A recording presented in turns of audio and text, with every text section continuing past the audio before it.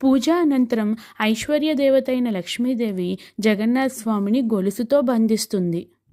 ఎందుకంటే ఆ రోజు ఆమె ధన పంపిణీ చేయాల్సి వస్తుంది.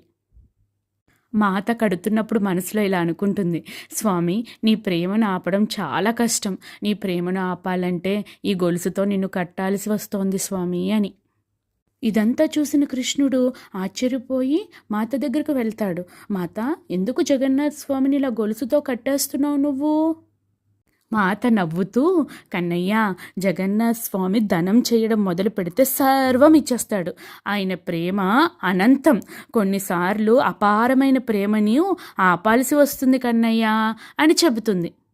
జగన్నాథ స్వామి మెల్లగా నవ్వుతూ, ధనం మళ్ళీ వస్తుంది, భక్తులు జై జగన్నాథ్ అని స్మరించినప్పుడే నిజమైన భక్తి. జై జగన్నాథ్, జై బలదేవ్, జై Subhadra. Please like, comment, share, subscribe.